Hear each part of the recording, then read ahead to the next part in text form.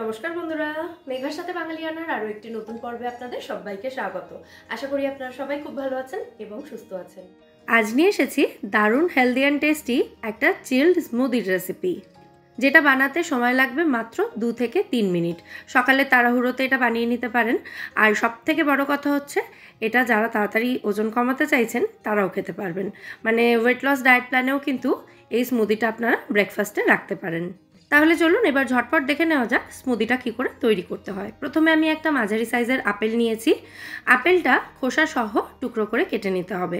প্রথমেই আমি আপেলের দুটো পাতলা পাতলা স্লাইস কেটে এটাকে সরিয়ে রাখছি গার্নিশিংয়ের কাজে ব্যবহার করার জন্য। আর বাকি আপেলটাকে খোসা সহই দানা বাদ দিয়ে ছোট ছোট টুকরো করে কেটে নিচ্ছি। আপেলের টুকরোগুলোকে একটা মিক্সার জারের মধ্যে তুলে নিচ্ছি। যে জারে আমি স্মুদিটা তৈরি করব সেই জারটাতেই। তো আপেলটা কেটে নেওয়ার পর একটা মাঝারি সাইজের কাঁঠালি কলা নিয়ে সেটাকেও ছোট ছোট টুকরো করে কেটে এর মধ্যে দিয়ে দিচ্ছি। অনেক সময় কলার মধ্যে বীজ থাকে, তো অবশ্যই কিন্তু কলার বীজগুলো বাদ দিয়ে দিতে হবে। আমি যে কলাটা নিয়েছিলাম এই কলাটার মধ্যেই দুটো বীজ ছিল, তো বীজ বাদ দিয়ে কলাটাকে এভাবে স্লাইস করে কেটে এই জারের মধ্যেই দিয়ে দিচ্ছি। এরপরের মধ্যে 2 টেবিল চামচ পরিমাণে রোল্ড ওটস নিয়ে নিচ্ছি। এটা একদম নর্মাল রেগুলার ওটসটা, মানে কোনো মশলা ওটস বা এরকম কিছু নয়। প্যাকেটের ready to cook flavoured oats পারলে অ্যাভয়েড করবেন। আচ্ছা, ওটসটা দেওয়ার পর এর মধ্যে আমি 1 টেবিল চামচ পরিমাণে মিক্স সিডস দিয়েছি, ভালো করে ধুয়ে নিয়ে জল ঝরিয়ে সেটা দিয়েছি। আর 6টা আমন্ড বাদাম বা কাঠবাদাম দিয়ে দিয়েছি। দিয়ে দিচ্ছি 1 কাপ পরিমাণে ফুটিয়ে ঠান্ডা করে নেওয়া ডাবল টোন দুধ। এই স্মুদিটা বানানোর জন্য ফুল ক্রিম দুধ ব্যবহার করবেন না। সবশেষে এর মধ্যে হালকা একটা মিষ্টত্বের জন্য দিয়ে দিচ্ছি 1 টেবিল চামচ পরিমাণে মধু। এর পরিবর্তে আপনারা কিন্তু জ্যাগারি পাউডার বা একটা খেজুরও ব্যবহার করতে পারেন।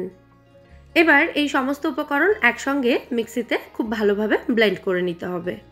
এই স্মুদিটাতে ওটসের পরিমাণ কিন্তু আপনারা একটু বাড়িয়েও দিতে পারেন, তাতে অনেকক্ষণ এটা পেট ভর্তি রাখবে।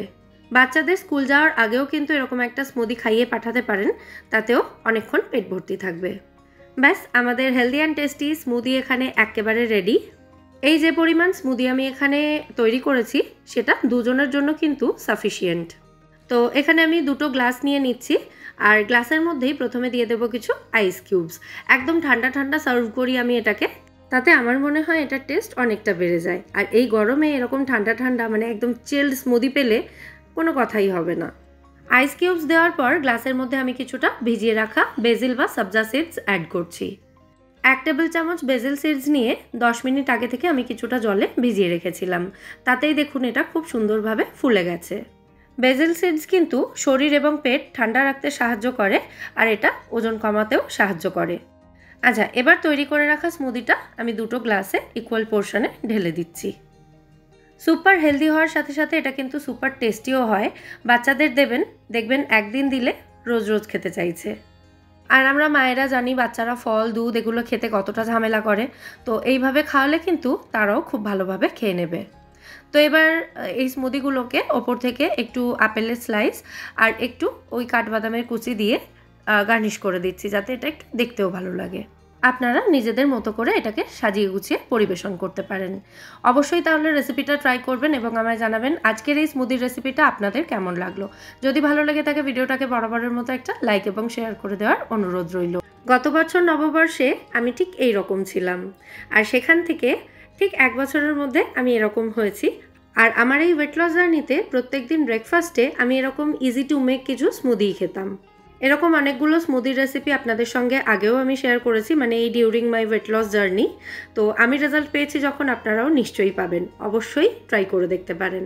তাহলে আজকের মতো এখানেই বিদায় নিচ্ছি। আবার দেখা হবে পরের পর্বে নতুন কোনো রেসিপির সাথে। সবাই সুস্থ থাকবেন, ভালো থাকবেন এবং সবাইকে খুব ভালো রাখবেন। নমস্কার।